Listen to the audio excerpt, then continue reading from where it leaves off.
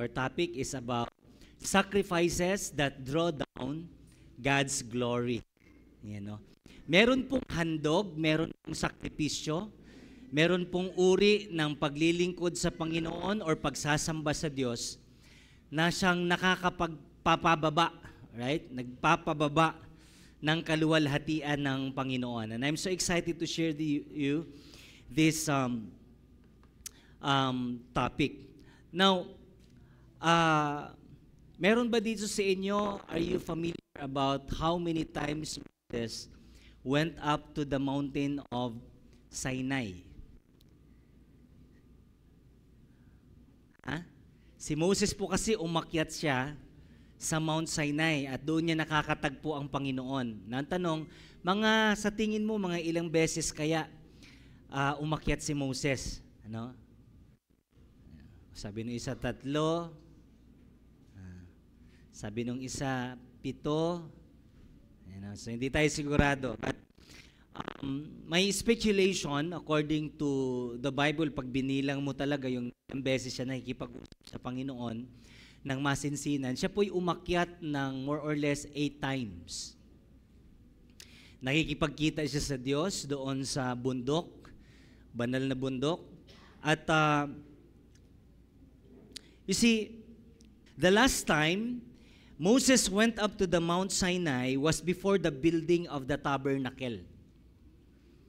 Dati kasi, pagkalabas nila mula sa Egypt, they don't have church. Right? Ang meron lang sila, nagtatayo lang sila ng tolda doon, sisilong doon si Moses at makikipag-usap siya sa Diyos. So, because they wanted to honor the Lord, alright, nagtayo sila ng tent of meeting. Pinaganda nila ng bagya. Ang tawag nila doon, tabernacle. So, the last time that Moses went up to the Mount Sinai was before the building of the tabernacle. At pagkatapos na maitayo na yung tabernakulo, right? Since then, he has never come back to Mount Sinai. Di na siya bumalik. Now, question, bakit? Bakit hindi na siya bumalik sa Mount Sinai? Well, because the glory of the Lord filled and remained in the newly built tabernacle. Tinayo nila si Lord ng tabernakulo, bumaba yung kaluwalhatian ng Diyos mula sa bundok. Bumaba papunta doon sa sanctuary, sa tabernakulo, at kailanman hindi na umalis ang Panginoon hanggang sa marating nila ang lupang pangako. Sabihin mo sa katabi mo, hindi ka iiwan ng Diyos.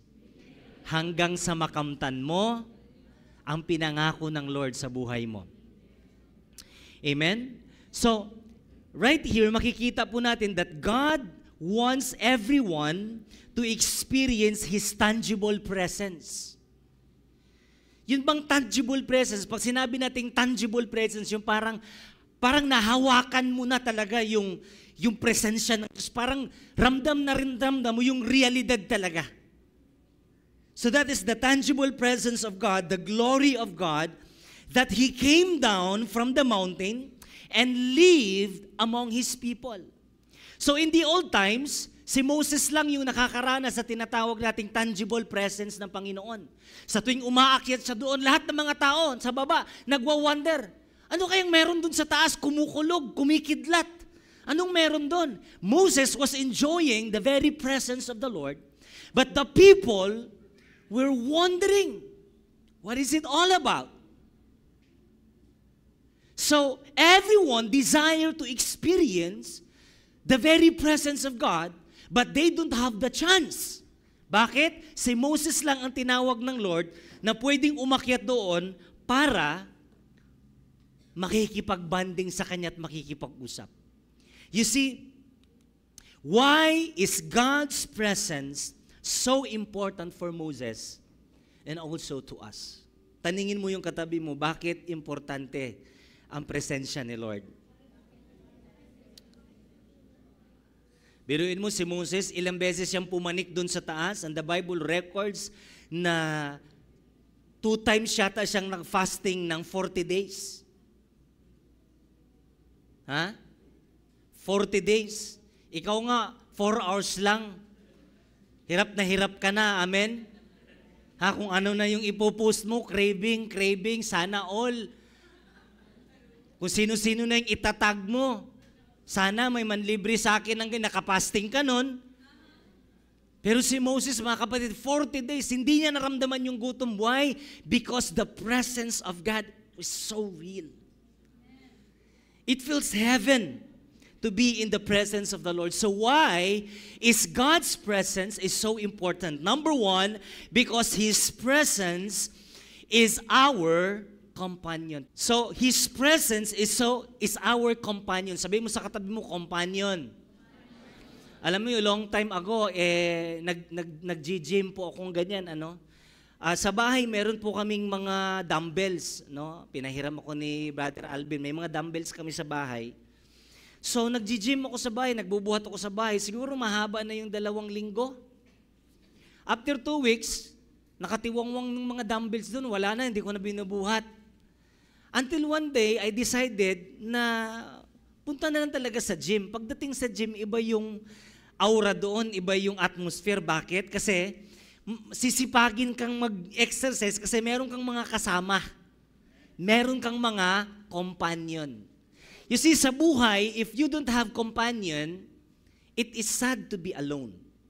Amin ba, mga kapatid?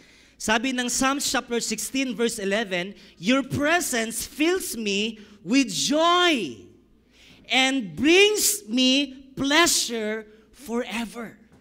There is joy. Gusto mo lagi kang may kasama. Amin ba, mga kapatid? Yeah. Merong kasabihan. Ang sabi, if you want to walk faster, walk alone. But if you want to walk farther, walk together. Amen? Sabihin mo sa katabi mo, if you want to walk faster, walk alone. But if you want to walk farther, walk together. So God's presence is our companion. Kaya nating makaraos, kaya nating itawid ang taong 2024 na pinagtagumpay because we have a companion. Isn't that a good news? God's presence is so important to us. Right? Number 2, His presence is our confidence. Ang pinakaayaw ko yung pupunta sa bangko, mag-fill up, mag-i-inquire, magtatanong. Hindi pwedeng wala akong kasama. Nakuha niyo? Ha? Iba kasi kapag meron kang kasama eh. Sabi mo sa katabi mo, confident ako pag kasama kita. Ano ang sabi na Ecclesiastes? 2 heads is better than 1. So, confidence is powerful. Ang sabi ng Psalms 23 verse 4, even though I walk of the shadow of death, I fear no evil, for you are with me. That's confidence. Kaya kong tumawid, Panginoon. Kaya kong gawin ito. Kaya kong subukan ito. Kaya kong pagtagumpayin ito because you are with me.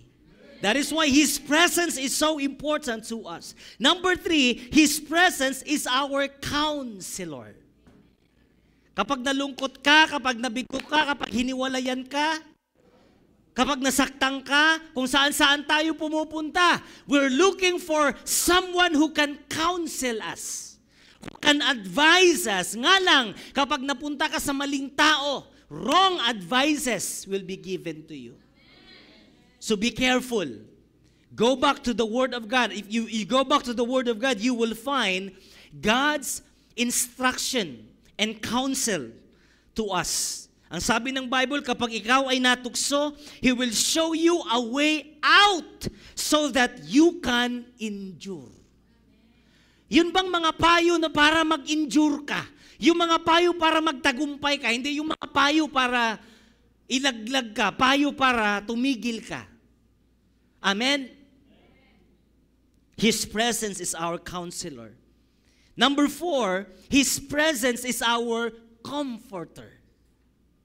Bakit kailangan natin ng comforter? Ang sabi ng Bible, the Lord saved me from death. He stopped my tears and keep me from defeat. So I walk in the presence of the Lord in the world of the living. Now take note of the word, He stopped my tears. Bakit may luha? Kasi may iyakan. Bakit may iyakan? Kasi merong nasaktan. Merong nabigo. There was pain. Come on. So God is our comforter. That is why it's good to have the presence of the Lord. Sabi na nga ni David, Lord, anihin ko naman ang mga bagay na yan kung wala ang banal na Espiritu. Wala ang lahat. Finally, His presence is our condition. Sabi mo sa katabi mo, condition. Anong ibig sabihin ng condition? Condition means yung the very essence. Everything. Siya yung pinaka-requirement ba para magtagumpay ang isang tao. Siya ang pinaka-requirement. The very air that we breathe is the very presence of the Lord. Hindi siya optional. God or God's presence is our condition. Kapag wala si Lord, wala tayo eh. Yan ang ibig sabihin. So to give you a context, mga kapatid, in Exodus chapter 33 verse 1, then the Lord said to Moses, leave this place. Nandun sila sa desert, okay? Ang dami nila doon. Sabi ng Lord, leave this place. Umalis na kayo sa lugar na ito. You and the people you brought up of Egypt, kayong mga lahat galing sa Egypt, and go up to the land I promised on oath to Abraham. Puntahan nyo na yung lupa na pinangako ko sa ninuno ninyo. So from here, you will see that God is a promise keeper. He is faithful. Talagang tinutupad niya yung pangako niya sa ating mga ninuno. And sabi niya, I will give it to your descendants. But look at verse 2. Look at verse 2. Medyo confusing. Sabi niya, I will send an angel. Teka muna, bakit I will send an angel na lang? Ang promise niya kay Abraham, I will go with you, I will be with you. I am your reward and I am your shield. Walang iwanan. Bakit sa puntong ito, medyo nag-iba yung tono? Sabi mo sa katabi mo, nag-iba ang tono. Parang ikaw pa iba-iba. Hallelujah. Sabi dito, I will send an angel before you and drive out the Canaanites, the Amorites, the Hittites, the Perizzites, the Hivites, the Jebusites, pati yung mga hindi nagtatites. Yan ang sabi. And look at verse 3. This is a bit frightening for me. Look at this. Go up to the land flowing with milk and honey. Now, pag sinabing flowing with milk and honey, hindi to literal na merong dumadaloy doon na gatas at saka honey. Hindi. Ibig sabihin, ito yung lugar na masagana. Alright? Ang sabi ng Lord dito, this is very scary. Look at this. But I will not go with you. What's wrong?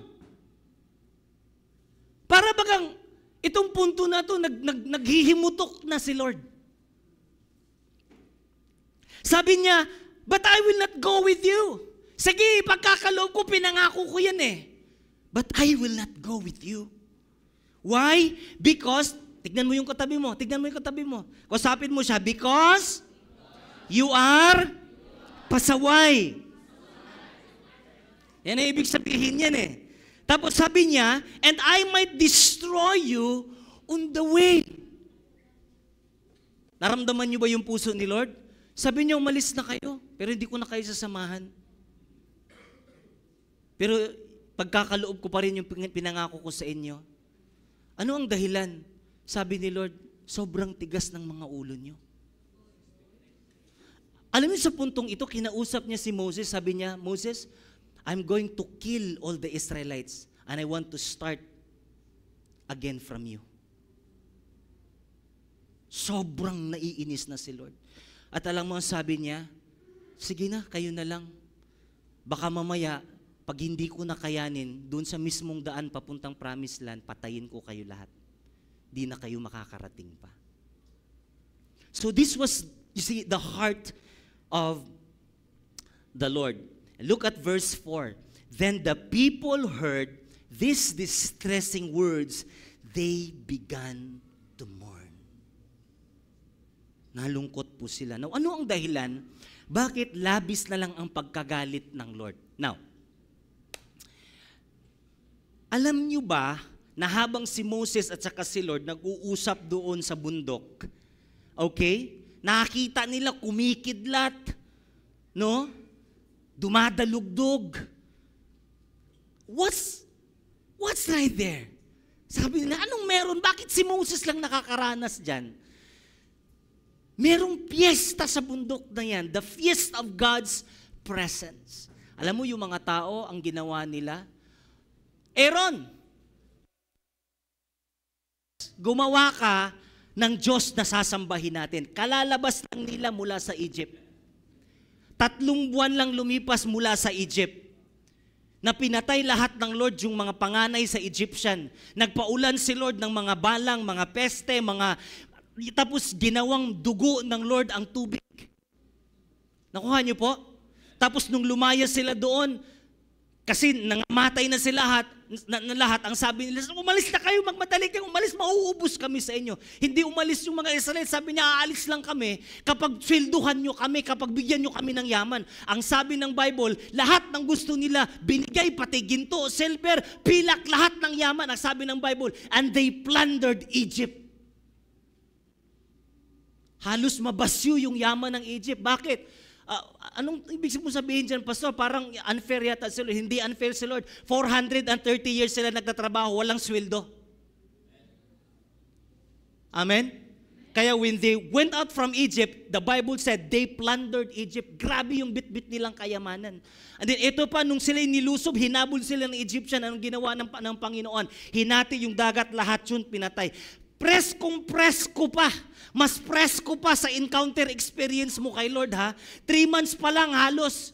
Ang ginawa nila kagad, naghanap ng ibang Diyos. Ang sabi nila, gumawa ka ng ribulto at sambahin natin at siya ang magiging Diyos natin na nagpalaya mula sa Ehipto. Ito yung dahilan kung bakit galit na galit si Lord sa kanila. Pagkatapos ko kayong iligtas, pagkatapos ko kayong palayain, ang sabi ng Lord, nakayanan yung gumawa ng ibang Diyos at sasambahin sa mismong paanan ng aking banal na bundok. So, naramdaman ni Moses yung tindi ng galit ng Panginoon. Alam mo, ang sabi niya, nakikipagtawaran siya sa Diyos. Are you listening? Nakikipagtawaran si Lord. Alam mo yung salitang nakikipagtawaran? Sa English, ano yung tawag natin dyan? Intercession. He prayed for His people, namamagitan siya.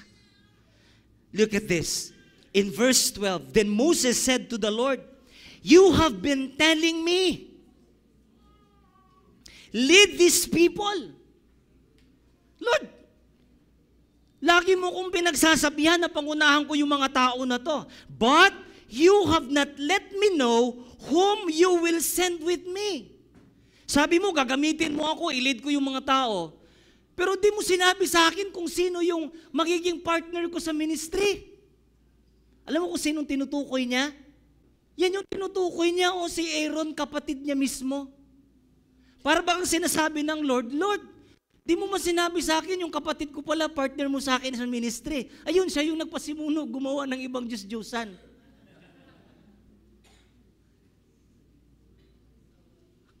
Naintindihan niyo yung intercession?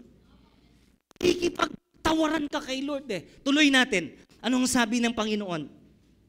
If you are pleased, sabi ni Moses, if you are pleased with me, teach me your ways so I may know you and continue to find favor with you. And then look at the next line, remember that this nation is your people. Now, tanong, malimutin ba si Lord? Hindi, ang tao ang malimutin.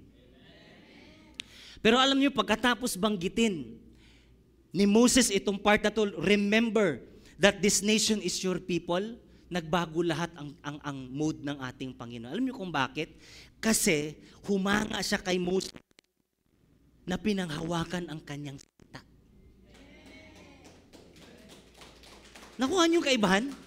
Hindi malimutin si Lord, tao ang nakakalimot. Sa tuwing pinapaalalahanan mo si Lord, sa pangako niya sa iyo at pinangahawakan mo yun, nilista mo yun, lahat kasi na sinasabi ng Lord, sinusulat ni Moses, nire-review ni Moses, nung sinabi ng Lord, papatayin ko na yung bayan na yan. Anong sabi ni Moses? Naalala niya kagad yung devotion niya. Ang sabi ng Panginoon, you are my people, you are my special possession, you are my treasure, and I will be with you. Grabe pinanghawakan yung sabi ni Moses, this is intercession. Gagamit ka ng salita ng Panginoon, ibabalik mo sa Kanya. Lord, nangako ka. Lord, sinabi mo, akin to, akin yan, makakamtan ko. Pinangako mo eh. Hindi dahil mas malimutin si Lord. Tignan mo yung next line. Verse 14, and the Lord replied, wow, I like this. Naiyak ako dito. And sabi ng Lord, my presence will go with you. And I will give you rest. Bakit merong rest? Bakit merong comfort? Diba sabi ko kanina, yung point natin pang-apat, the presence of God is our comfort. Aanhin mo ang promised land kung wala kang kapahingahan. Then Moses said to him, if your presence does not go with us, do not send us up from here. And then look at verse 16, how will anyone know that you are pleased with me? Ito yung intercession eh. Nakikipagtawaran ka kay Lord. Ang sabi niya, paano manalaman kung kasama mo nga kami? And then look at verse 17, and the Lord said to Moses, I will do the very thing you have asked. Nakita niyo po? Bumaliktad lahat. I will do the very thing you have asked because I am pleased with you. Anong nagpapagalak kay Lord? Anong nagpapaplease kay Lord sa buhay ni Moses? Very simple. Marunong siyang panghawakan ang pangako ng Diyos. Can I tell you this morning, na isa kang kagalakan sa paningin ng Diyos kung panghahawakan mo ang Kanyang salita. Hallelujah. Humirit pa si Moses sa verse 18 and then sabi ni Moses, Lord, kung talagang kasama ka namin at talagang sasamahan mo ako. Anong sabi niya? Show me your glory. Ibig sabihin, give me a proof. Alam ni Moses, hindi magsisinungaling si Lord eh. Pag si Lord nagbigay ng patunay, paninindigan ng Diyos. Yung lupang pangako nga eh, kahit gaano kapasaway ang bayan ng Israel, tutuparin pa rin ng Diyos. So, after this story, nagpakita ang Diyos sa kanya. Ang sabi ng Lord sa kanya, okay, granted, magpapakita ako sa iyo, pero dadaan lamang ako, tatakpan ko yung mata mo. Ang pwede mo lang makita sa akin yung sa likod na bahagi ng aking pagka-Diyos. Ang sabi ng Lord, wala pang nabubuhay sa bawat nakakakita sa akin. God is so holy. Again, let me go back to this question. Bakit ganun na lang kaimportante para kay Moses ang presensya ng Panginoon? Very simple. Because the very presence of God is our very condition for all success. Amen? Amen? Sige po, palakpakan natin si Lord. Hallelujah! He is the very condition for all success. Para bagang sabi ni Moses, what is a promise without presence? Are you following? What is a promised land without the promise giver? What is the point of the promise without the promise of His presence? Aanhin ko ang yaman ng mundo kung hindi naman kita kasama. Ang sabi ng Matthew chapter 16 verse 26, for what profit is it to a man if he gains the whole world and you don't have the presence of God? Alam niyo yung salitang loses his own soul? Alam niyo ang masakit sa eternity, sa impyerno? Hindi yung apoy.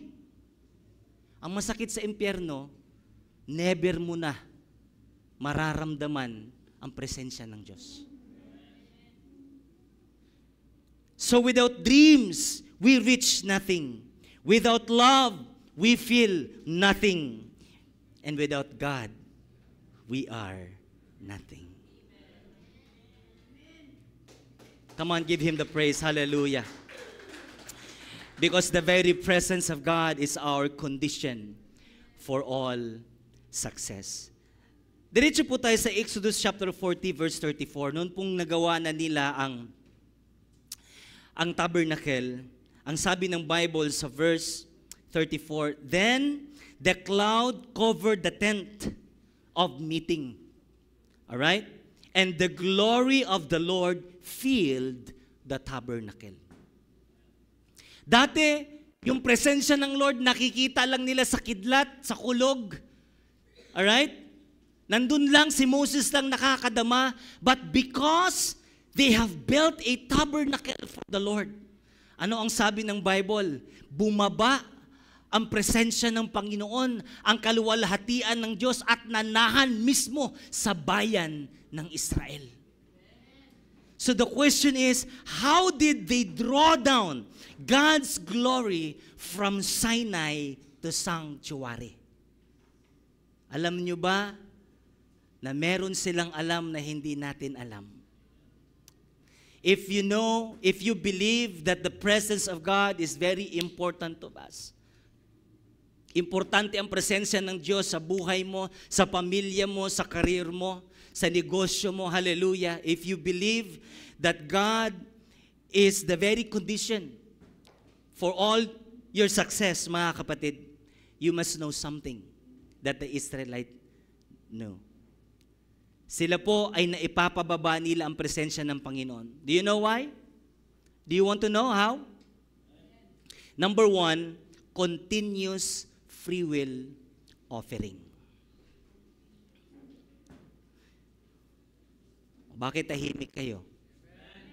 Ha? Iyan ang nagpapababa sa presensya ng Panginoon. The continuous free will offering. Dalawang bagay po, continuous at saka yung free will. Ano yung meron sa free will? Sa free will, malayong-malayo siya dun sa mga nakasanayan nating pledge, ganito, 500 sa'yo, 200 sa'yo, pledge po yan, merong amount. Ang free will offering is unlimited amount. You see, in Exodus chapter 35 verse 4, ang sabi ng Bible, Moses said to the whole Israelite community, this is what the Lord has commanded. Merong command, okay? And then ang sabi niya, from what you have. Usapin mo daw yung katabi mo, from what you have. Sige, sa kabila, from what you have. Hindi mo kailangang mangutang, hindi mo kailangang manghiram, from what you have.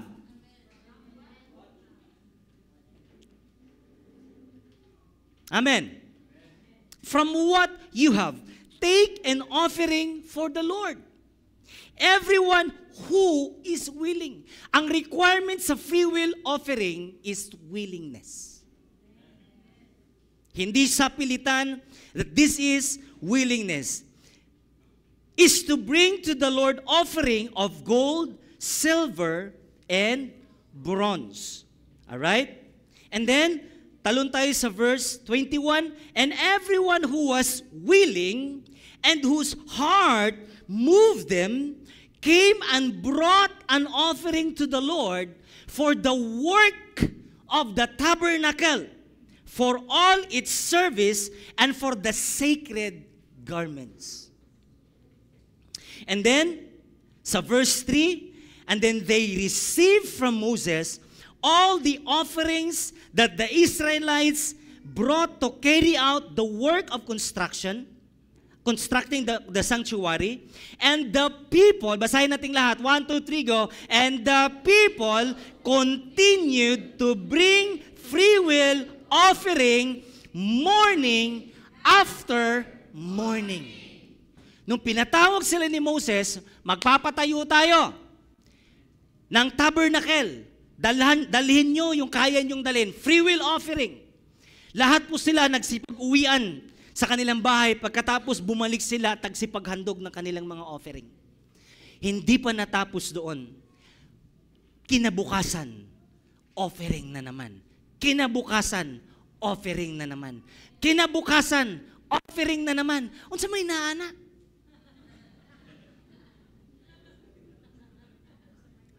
Di ba? Naalala ko yung bata ba, yung nag-viral sa kwan, study na naman. Bukas, study. Bukas, study. Mamaya, study. Bukas, study. Bukas, study na naman. Unsa may naana?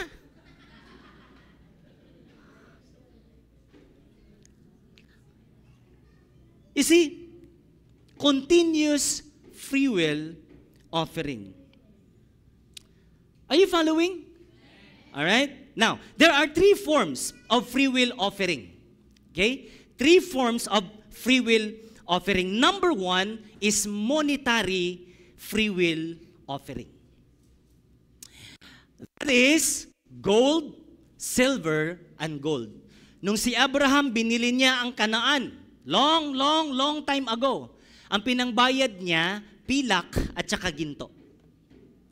So the medium for exchange, alright, in the old times was gold, silver, and bronze. Ito yung pira nila or pera nila nung unang kapanahunan. Amen. Amen. Meron akong good news sa inyo. Meron din akong bad news. Alin ang gusto niyong unahin? Good na lang. Yan, no? Ang good news po ganito. Lahat po ng gagastusin natin sa ating church building, pinrovide na ng Lord. Sige, palakpakan niyo si Lord. Hanggang mag-third floor siya, hanggang matapos lahat, no? Pinrovide na ng Lord. Ito ang problema, itong bad news. Yung provision na yan, nasa bulsa pa lang ng katabi mo.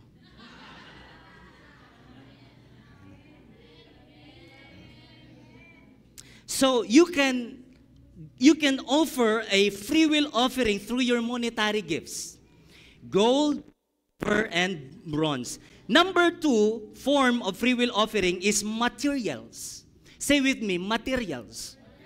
Okay, meron kang bakal, meron kang mga gamit, meron kang pwede mong maiambag para sa proyekto na ito, no? Anything that is useful for the project can be a free will offering. Pag binasa po natin yung verse 6 and hanggang 9, ang sabi doon, you can offer your blue. Hindi ko alam ano yung blue. Meron lang akong alam na blue, bawal tupiin. Amen ba, Brother Rod? Ngayon pwede na isang tupi lang. So, merong blue, and then merong purple, merong scarlet yarn, blah, blah, blah, blah, blah, olive oil, onyx stones, etc. Ang dami, ang haba po yan pag binasa niyo po. Anong ibig sabihin? Anything that can be useful, okay, for the project, you can offer it as a free will offering. Now, here's the third free will offering. The Bible calls it masterfulness. Masterfulness. Monetary, materials, masterfulness. Ano yon? Yung ability, expertise, skills, and craftsmanship. Ha? Magaling kang maglagari, magaling kang magpintura, alright? Craftsmanship, binanggit sa Bible yung mga marunong magtahi, nung gumawa sila ng mga kagamitan sa loob ng templo, right? Lahat ng mga magaling expert sa craftsmanship, skillful expert sa anumang bagay na pagsasagawa ng proyekto, ang sabi ng Bible, that is masterfulness. Exodus chapter 35 verse 10, all who are skilled among you are to come and make everything the Lord has commanded. Basahin nga po natin lahat. 1, 2, 3, go. All who are skilled among you are to come and make everything the Lord has commanded. Now, dito po sa verse 30 and 31, all right? Then Moses said to the Israelite, see, the Lord has chosen Bezalel, nakita niyo po ba dyan? Ayan o. Bezalel, son of Uri, son of Hur, of the tribe of Judah. And He has filled him with the Spirit of God. Listen to this. With wisdom, with understanding, with knowledge, and with all kinds of skills. Grabe ang tindi nitong nagngangalang Bezalel. Si Bezalel daw po, pinagpala ng Diyos ng maraming talento, maraming skill. At siya ang tinawag ng Lord na manguna sa pagsasagawa ng... Nakinig kayong mabuti kasi hinailit ko dyan yung Hor. Si Bezalel, anak ni Uri. Si Uri, anak ni Hor. Sa madaling sabi, si Bezalel, kaano-ano siya ni Hor? Apo. Tumpak. Alright? Now, anong meron kay Hor? I don't want you to miss this. Please, wala munang tatayo. Pigilan nyo muna. Di baling maihi kayo dyan, ha? I don't want you to miss this. This is very powerful. Okay? Ayan. So, tignan niyo itong mabuti. This is very powerful. Now, sino si Hor? Alam niyo ba, nung bago sila makarating dito sa Mount Sinai, dumaan po sila sa lugar ng Amalekites. At yung mga Amalekites, nakikipagdigmaan sila doon. Nakita ni Hor at saka ni Abraham na nanalo sila. Sa gera, ang nangunguna sa gera, si Joshua. Nananalo sila. Pero sa tuwing ibababa na ni Moses ang kanyang kamay dahil nangangawit na siya, natatalo sila. Dali-dali itong si Hur at saka si Aaron, umakyat sila doon at tinulungan nila, tinaas nila yung kamay ni Moses. Nang sa ganon, patuloy na nakataas ang kamay ni Moses. At sila po ay pinagtatagumpay ng Diyos. Basahin po natin sa Exodus chapter 17. And so it was, when Moses held up his hand, and Israel prevailed, nananalo sila eh. Sinong gusto manalo?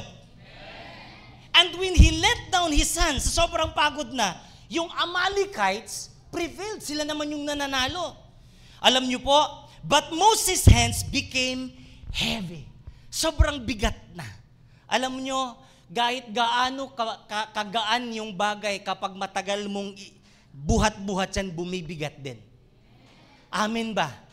Ang stress, ang burden, kahit gaano kaliit yan, kung matagal yang binubuhat mo, nakakabigat din.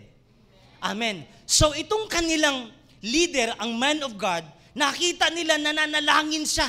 Habang yung kanyang mga anak, habang yung kanyang mga miyembro, yung bayan ng Israel nasa baba, nakikipagbakbakan sa buhay. Eto namang lingkod ng Diyos, iba yung kanyang pakikipagbakbakan. Nandun siya sa taas, nakikibakbakan siya sa heavenly realms. And he prayed and he prayed and he prayed. And ang sabi ng Bible, sa tuwing napapagod siya sa kakapray, natatalo sila. When Hur and Aaron saw that there was a need of help for the man of God, dali-dali yung dalawa umakyat doon at inangat nila ang kanyang kamay ni Moses, yung isan dun sa kabila, si Hor nandito sa kabila, naglagay sila ng upuan ditong bato at maghapon silang nakataas, tinulungan nila ang kanilang lingkod ng Diyos. Hindi nila panabayaan ang lingkod ng Diyos, nanalangin sila, nananampalataya sila. At the end of the day, pinagtagumpay sila ng Panginoon. Bakit ko binanggit sa inyo yung Aaron at saka si Hor? Mga kapatid, verse 1 ng chapter 36, so Bezalel, Oholiab, and every skilled person to whom the Lord has given skill and ability to know how to carry out all the work of constructing the sanctuary are to do the work just as the Lord has commanded. Kinig kayong mabuti. Alam niyo ba,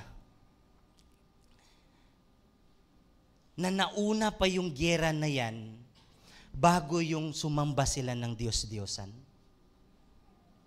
Nauna yung gera. In other words, hindi pinalagpas ng Diyos ang ginawa ni Aaron. Ang sabi ng Bible, kahit isang basong tubig lang, ibibigay mo sa lingkod ng Diyos. Tila baga pinautang mo si Lord. At dahil nagkautang si Lord, Hindi siya nagpapalit ng profile. Katulad ng mga nagkautang sa inyo sa Facebook. Nagumanda. Di mo na makilala.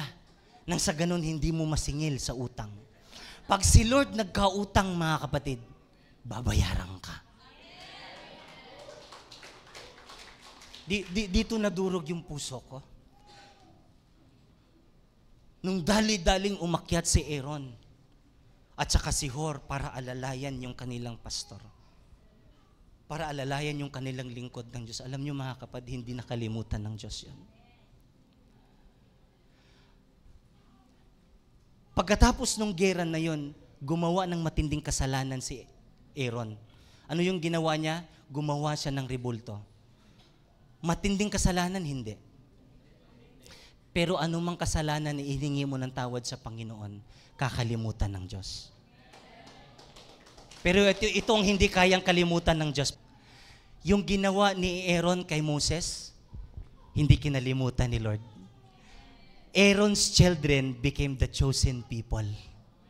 They became the Levites. And Hur's children become the skilled builders. Come on! Hallelujah! Woo!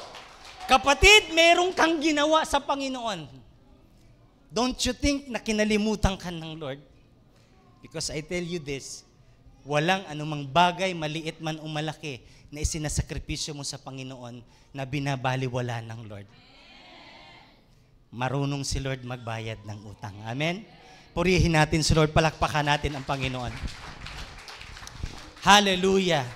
Hallelujah! Hallelujah! Mga kapatid, there's a blessing greater than material and financial blessing. And that is the blessing of seeing your children serving the Lord. Amen? Yun bang nagkakaedad ka na? Tapos nakikita mo yung mga anak mo, dahan-dahan na silang nagsisipaglingkod sa Panginoon. Para bagang napaka-peaceful na tatalikod ka sa mundong ito, knowing that your children are following the footsteps of the Lord. That's the greatest blessing. Yan yung lilisang ka na, wow, punong-puno ka ng kapayapaan. Hallelujah. The second reason na nagpapababa ng presensya ng Panginoon, first is continuous free will offering. The second is the completion of the work as commanded. In Exodus chapter 39, verse 42 and 43, ang sabi, the Israelites had done all the work just as the Lord had commanded Moses. So Moses inspected the work and saw that they had done just as the Lord had commanded. In other words, natapos talaga. Na-execute nila, nagtulong-tulong sila. Ang sabi ng Bible, umabot ng halos 1 taon bago natapos ang tabernacle nito. Napakaliit lang ng tabernacle, siguro halos singlaki lang nito. Ang sabi ng Bible, Moses blessed them. Alam naman natin na nung unang panahon kapag i-bless ka ng man of God, very significant para sa kanila yon. So that's the second reason why they were able to draw down the presence of God from Sinai to sanctuary. The third point and the last is that they have the conviction and the fervor to respond to the work of the Lord. Sabihin natin lahat, conviction, fervor. Actually, pag tinignan mo siya sa dictionary, halos the same lang ang kanilang meaning. Mag-iiba lang, depende sa paggamit. So, the word conviction and fervor means intense, passionate feelings. Nung in-announce ba ni Moses na magtatayo tayo ng tabernacle, grabe, they were so excited. Everyone was convicted and has the feeling of excitement. Tara, let's go! Alam mo yung ibig sabihin yan? The moment na chinalin sila ng Lord, nagawan si Lord ng tent of meeting, they took it seriously. Unang araw, nagsipaghandog sila. Pangalawang araw, bumalik sila. Wala nang nag-utos sa kanila. Pero bumalik sila because they love to support the project. They were so convicted.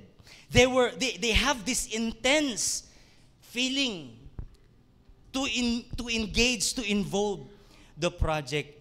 Verse 21, and everyone who was willing, sabihin natin lahat, willing, and whose heart was moved them.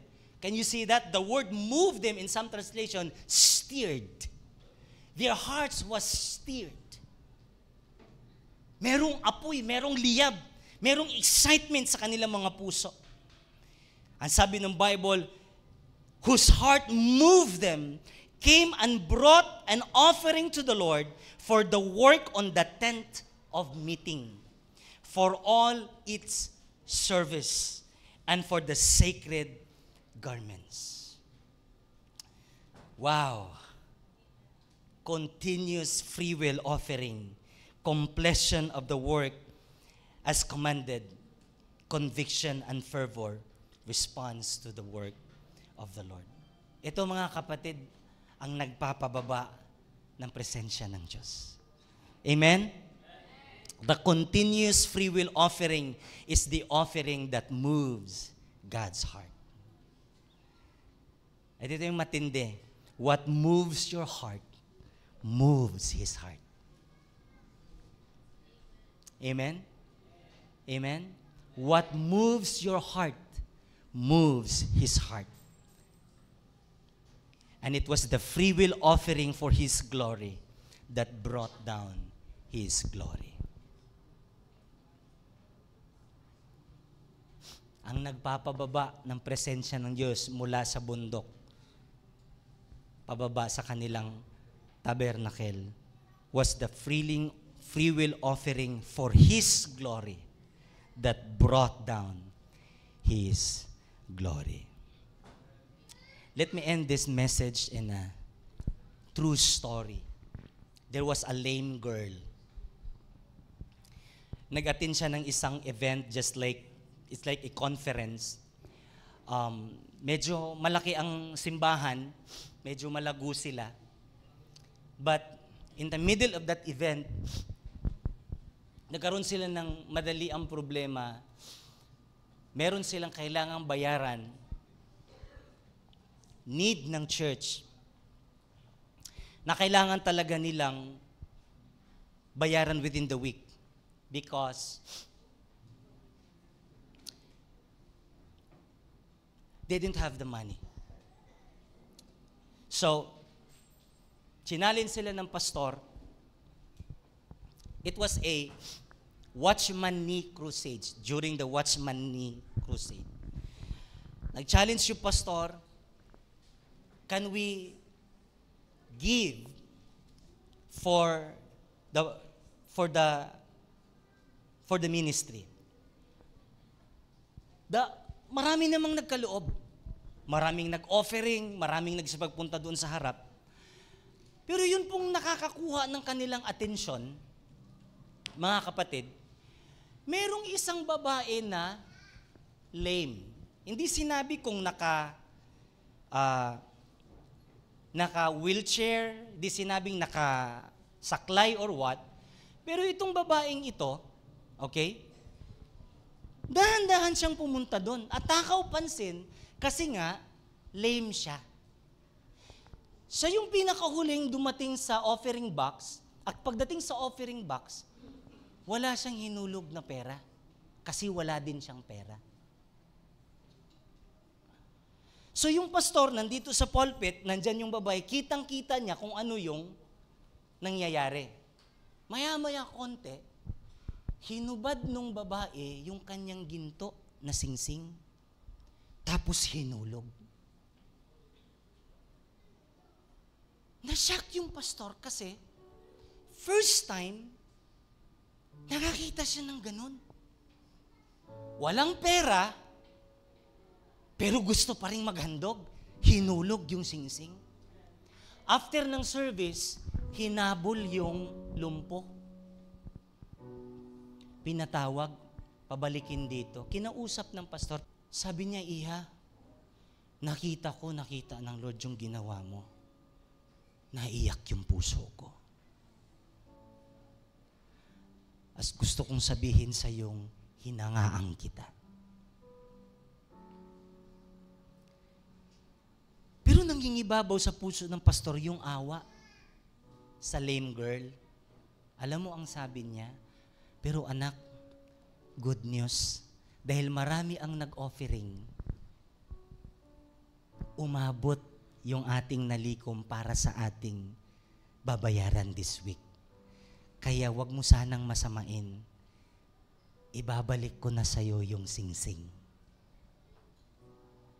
Habang nakangiti yung pastor, inaabot yung singsing, tinitigan siya ng babae. At ito ang sabi niya, let me quote para hindi ako magkamali. Pastor, you don't understand. Sa ilang segundo lang, nung sinabi niya, Pastor, you don't understand, tumulo yung luha nung lumpo na babae. Tapos ito yung kasunod niyang sinabi, it's not an offering for your needs. It is my free will offering to the works of the Lord. Alam nyo, at that moment of time, bumaba yung presensya ng Diyos, nag-iyakan sila sa loob ng kwarto.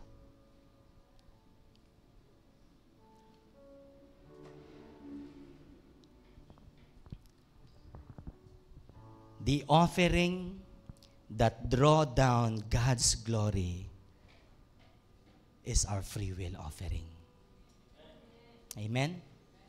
Amen? Hallelujah.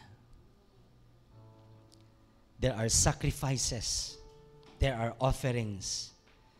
So many offerings, but there are, this kind of offering is the offering that draw down God's glory. Sino sa atin gusto natin ngayong taon na ito magtatagumpay tayo lahat?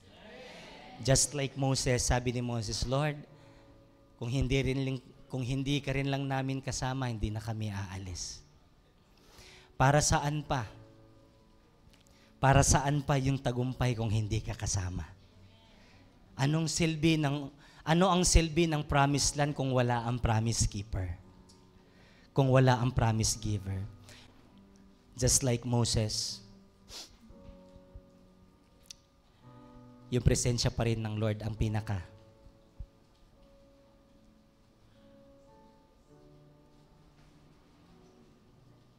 pinakakailangan natin sa lahat. Amen? Amen? So this morning, well, I don't know about you, but I am convicted. And I feel the intensity to offer God a free will offering. Not only this Sunday, but the coming Sundays. And coming Sundays. And coming Sundays. And coming Sundays. The Bible said, morning after morning, they would come to the temple. They would come to Moses and give their free will offering.